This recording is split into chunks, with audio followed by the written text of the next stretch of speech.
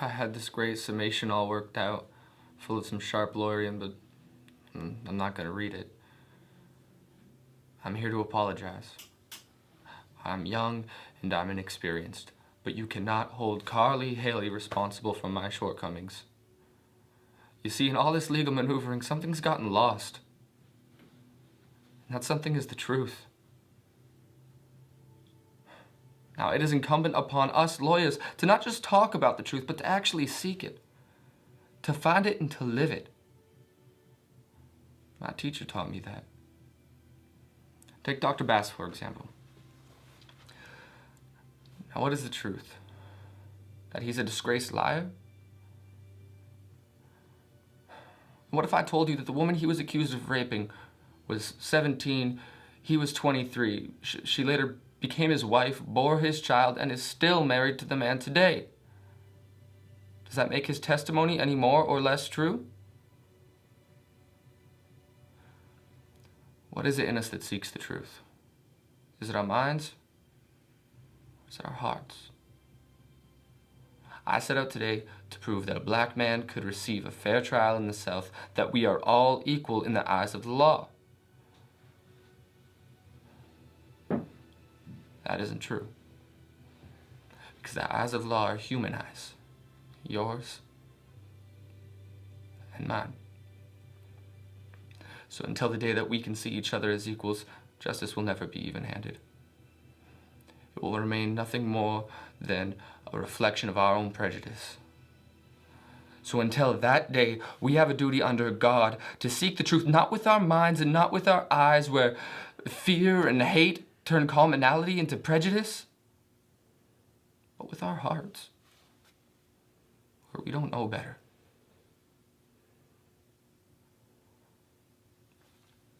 Now, I want to tell you a story. I want you all to close your eyes while I'm telling you this story. I want you to listen to me. Go on, close your eyes. I want you to listen to yourselves. This is the story of a young girl walking home from the grocery store one sunny afternoon. I want you to picture that girl.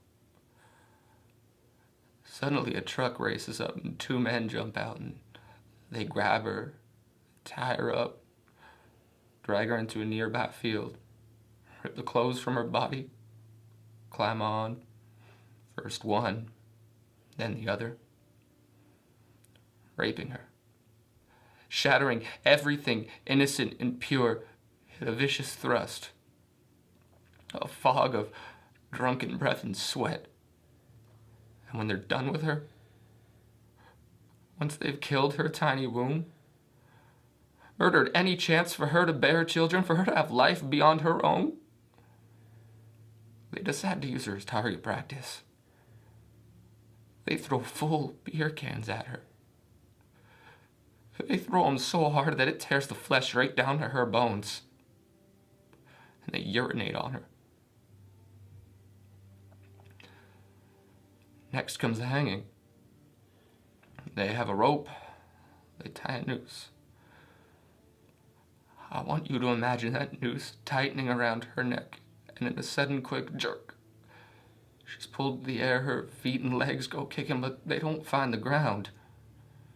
Now the hanging branch, it isn't strong enough. Suddenly it snaps and she falls to the earth again. So they pick her up, throw her in the back of the truck and drive her out to Foggy Creek Bridge and pitch her over the edge.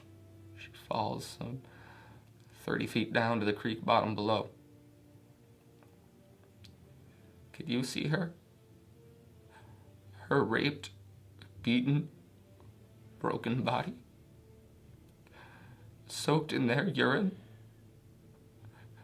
soaked in their semen, soaked in her blood, left to die. Can you see her? I want you to picture that little girl.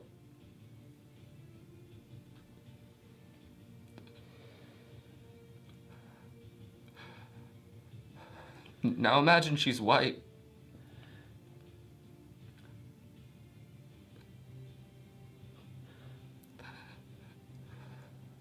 The defense rests, Your Honor.